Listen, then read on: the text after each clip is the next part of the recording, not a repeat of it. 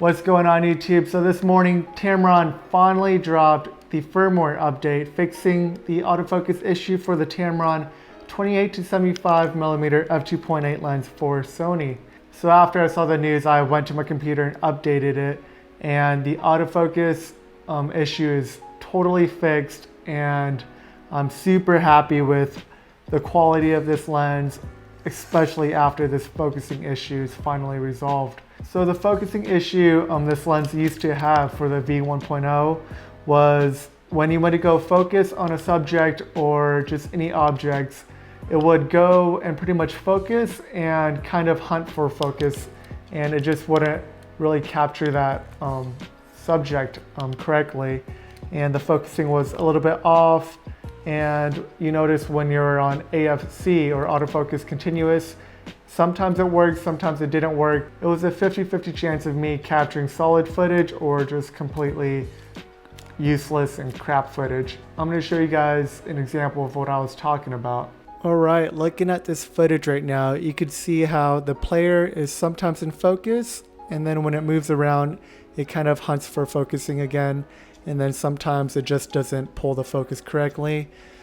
So it was kind of annoying during the shoot trying to capture footage with this lens because it wasn't really reliable. So I got this lens a couple weeks ago when it dropped, and what was holding me back from using this lens was the autofocus issue. But now with Tamron dropping the new firmware update, I'm super stoked, and this is the lens I'm pretty much going to have on my camera body. Right now you see it paired with the A7III, and this combo right here is super versatile.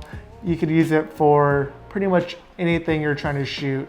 The 28 focal length is not as wide as most people hope for compared to the 24mm focal length the 24-70G Master has, but 28 is pretty perfect for what I shoot. Honestly, I don't need to shoot too wide. If I were to get a wide angle lens, I'd probably get a 16-35G Master, but for what this is, for $800, the 28-75 range is exactly what I need, and it's pretty awesome. So I'm going to show you guys real quick how to do the new V2.0 firmware update on the Tamron 28-75mm for Sony. So make sure you have your lens attached to your camera body. Right now I'm using the A7III. Power on your camera body and make sure your SD card is out. So you're gonna go into your menu settings, go to setup, and then go to version, and you will most likely have version 01.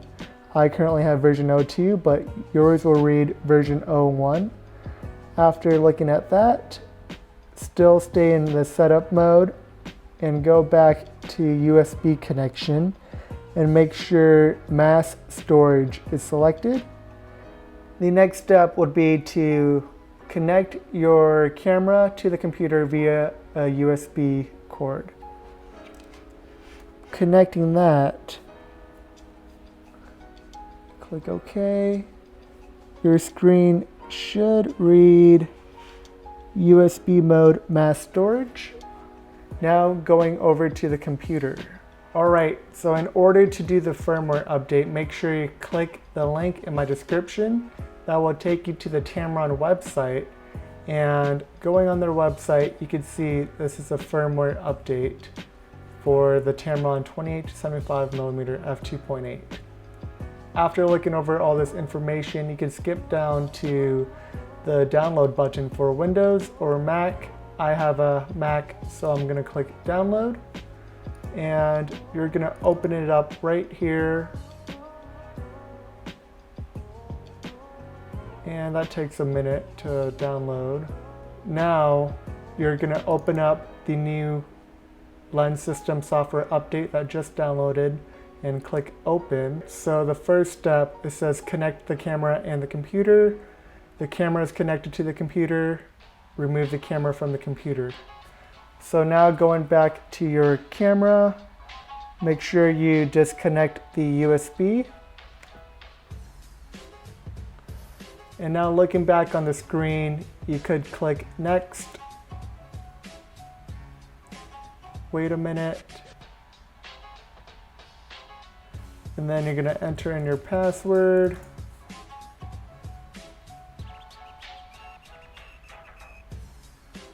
And going back to your camera, I'm gonna turn it off, then power it back on, then connect the camera to the computer via the USB one more time. Make sure this plastic thing isn't in the way.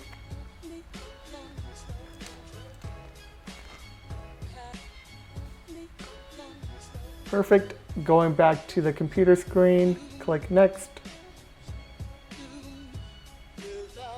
And then yours will be different because it'll say version 01 and then version after the update would be version 02, but mine is currently updated. So then you're gonna click finish. Then you'll power off your camera, disconnect it from the USB, and then once you power it back on and go to menu, setup, and then version, you should have version 02. For the first test, I'm gonna be at 28 millimeters and I have 4 objects on the table, and I'm gonna see how fast and responsive the autofocus is with the v2.0 firmware update. So going from the cup to the wine bottle, to this MCT oil, to the candle, you can see the focus is pulling relatively quick, really quick for the most part. And I'm super pleased with this result. It's super fast, way faster than it used to be, and there is actually no focusing issue currently. And I'm in a low light situation right now in my dining room table, and it's doing a pretty good job bouncing back and forth. So same test, but I'm gonna be at 70 millimeters and gonna see how the autofocus is at this focal length.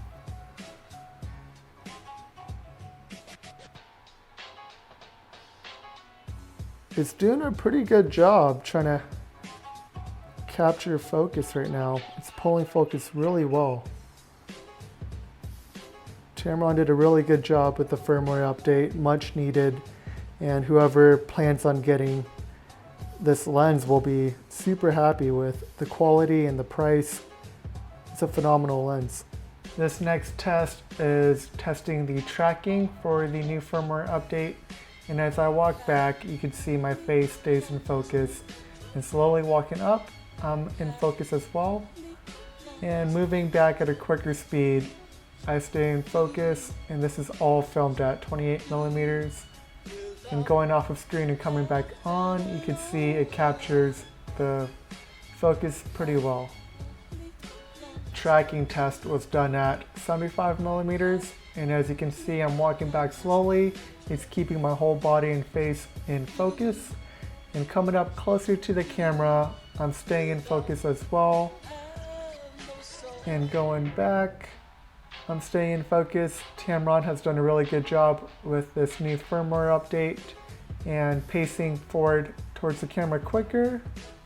I'm staying in focus a little bit better, and going off of camera and coming back on camera, it picks up my face recognition pretty well.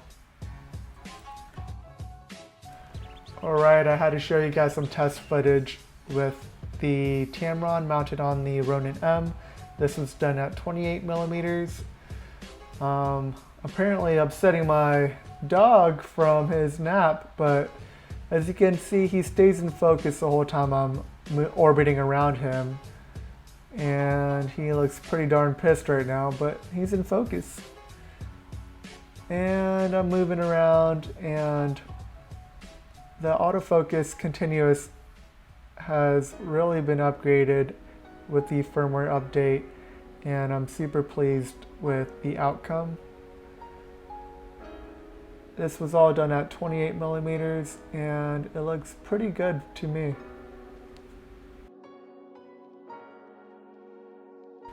So this next tracking shot was done with the Ronin M at a 75 millimeter focal length, and moving forward and backward, tracking my dogs, you can see it does a pretty good job at 75 millimeters. I didn't think it would do this great of a job pulling focus, but it's really good, really usable, and I'm super happy with this outcome.